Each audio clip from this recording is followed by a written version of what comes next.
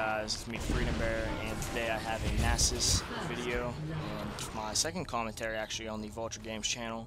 And let's get straight to it.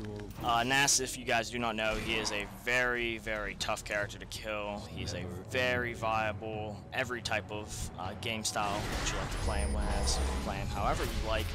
I've seen a lot of different builds with Nasus, but basically it all comes down to one thing, and that one thing is health. So, let's get straight to it. I'm going to talk about an AD build really quick, which I usually play, and you know what you do with an AD build. You basically stack. With Nasus, it's a little bit different, but you know, AD, attack damage, you stack attack damage. And, for example, Nasus is his Q. If you guys do not know, it is a stackable 3 permanent damage. If you get the last hit on a target, it will give you 3 more damage. And it just makes you a ridiculously brutal character as soon as you start farming. So usually I like to take the top just because of the amount of minions I can handle, and the champions are really not even a big deal to me, and I basically win all the time. So just because Nasus is such a ridiculous powerhouse, I will try and start off with some sort of defense, because I mean, you have a pretty good sustained amount of damage, and let's face it, they run. And for example, Kha'Zix dies, you know what he was doing? He was running because he thought he could take me, and that's a lot of mistakes people make with Nasus, especially whenever it's just you in a lane with them, because they'll think that they can take you.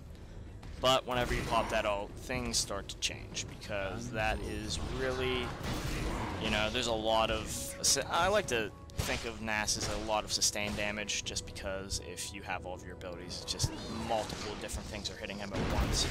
Your basic, your Q, your E, and your R all hitting him at once. It's a lot of damage to deal with, especially coupled with that,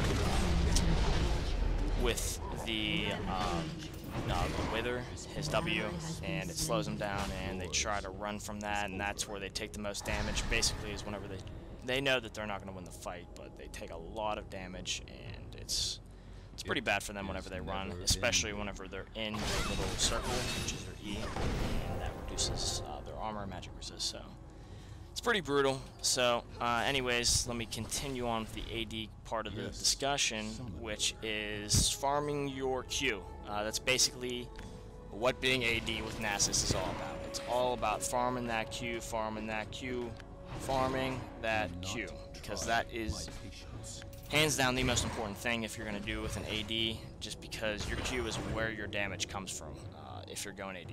For example, AP, your E and your R are ridiculous. I've played an AP Nasus, and it's just ridiculous if you can maintain to survive towards the late game, just because that's when it happens. That's when the magic happens. Because usually early game you aren't really effective until you actually have a lot of ability power, and yeah, there's a lot of different builds that you go along with that really boost your AP and you know, get you a lot of health. But anyways, if you're soloing a lane, I wouldn't suggest that right off the bat. Maybe if you're on bottom, which you never should be on bottom with Nasus, but you know, actually you can be bottom with Nasus, but it's a very rare thing, I have to say. So other than that, usually I like to play an AD, but there's a lot of these characters. So this is my favorite way. I'm very opinionated. I like his Q, and I like just, you know, not gonna lie, I like chaosing people, just because I can time my Q better than they can time the rest of their spells, and I'll drop them because I know how much damage my Q does, and basically just farming off the minions on the top. So basically what I want to talk about first is his builds. Usually I'll start off with, for the AD, I'll actually rush a Guardian's Angel, which you're going to be like, what? What do you mean you rush a Guardian's Angel?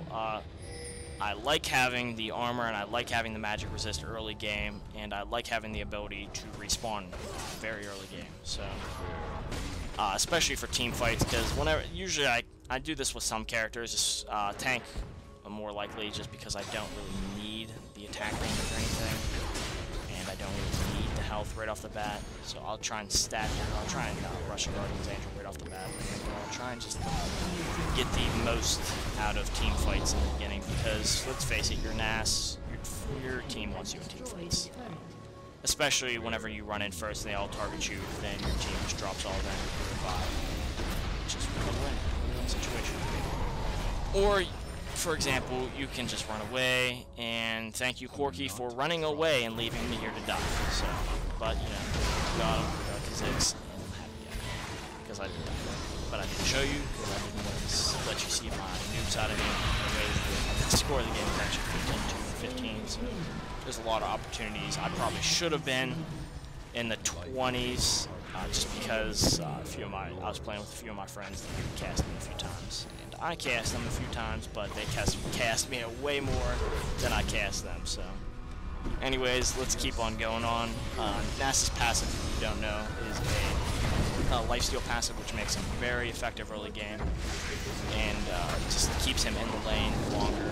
And usually, like I say, a lot of my characters have EXP, so if I'm staying in the lane longer and I'm just healing off the minions, it's just not a good situation for them, because I'm going to out-level them, I'm going to have more health, I'm going to have my abilities earlier, and I basically win. That's why I like having an AD at the beginning, just because I can do my regular melee EXP build. And as you saw, everyone got slaughtered by my Q, which, you know, you got to keep farming, you never stop thinking about that Q, and the more you farm, the more damage it does, and then after that, it just starts to go downhill for them. And that's one thing that you really, I mean, you can do it as AP, which I guess there is concussion, just because it's not like I'm stacking anything really early game for melee, except actually my Bloodthirster, which is very important as the next point that I was going to bring up, which is just farming more and more and more with the Bloodthirster, which is the third item that I would usually get with the NAS, just because his Q heals a lot more. As you see, I'm just killing him. That's a lot of what happens. Anyways, as I was saying, let's continue on with the rest of the discussion on the AD. My third item, which was a Bloodthirster, which I was talking about, I usually farm that for my third. My fourth item, usually, you know, I like to mix it up a little bit. Sometimes I like to go with a Frozen Mallet first, sometimes I like to go with a Sunfire first. And I actually like the Frozen Mallet, especially for this character, just because it slows, it's kind of cheaper than the rest of the stuff, and it has attack damage, and it has 7 health, which is pretty good. Or you could just buy the Warmogs, or you could buy the Sunfire, all of which are good choices. I do not like getting the Sunfire until I farm my Q properly, because the Sunfire can kill a lot of my farm if I'm sitting close to it and off my Q. It's just more ineffective at farming my Q, which, you know, it's probably more effective for an AP kind of guy, because you're the one who, as soon as you pop all your stuff, your E and your R, you're trying to get in the middle of everyone. You want your Sunfire, you want as much damage AoE to be hitting on everyone, and especially one of the Guardian's Angel, just because you want to come back to life and just kill the rest of them.